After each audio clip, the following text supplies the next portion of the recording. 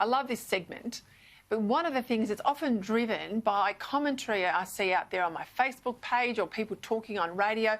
One of the things we've seen, recently with Halloween and now these Black Friday sales is the adoption of more and more of the culture from the United States. Now, there's been a bit of debate about these Black Friday sales and a lot of people saying, in light of Black Lives Matter, I'm not going to have anything to do with them, etc., etc. But that's not the genesis for the Black Friday sale. It's not a racist term, that's the controversy, but you better explain where it all comes from, Kel.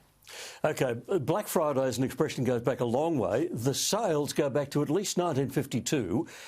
What happens is Thanksgiving is the fourth Thursday in every November in America. The day after that was when the big department stores began their pre-Christmas sales. It was like our Boxing Day sales. People waiting at the doors to burst in, the stores full of people, and the roads congested. And according to the stories, it was the traffic policeman in Philadelphia who dreaded those sales beginning on the day after Thanksgiving Day, and they started calling it Black Friday, because they had a terrible experience trying to control the traffic. Now, black is just being used to mean something that's difficult or something that we're not really happy with, and it's been used that way for a long time.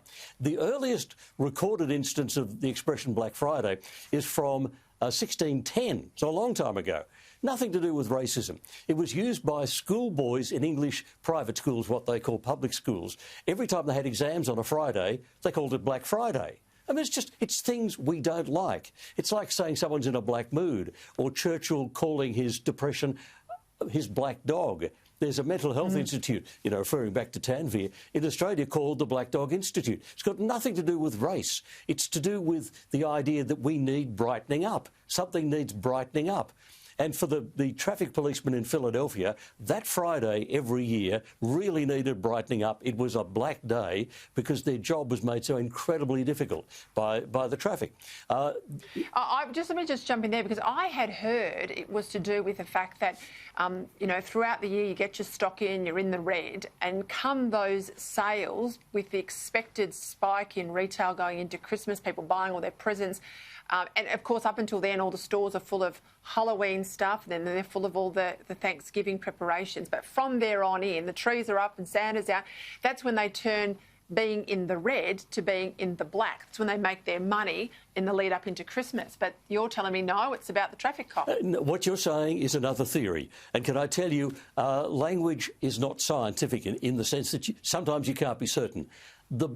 And that theory may be right. It may be this is when we turn the books from being in the red to being in the black.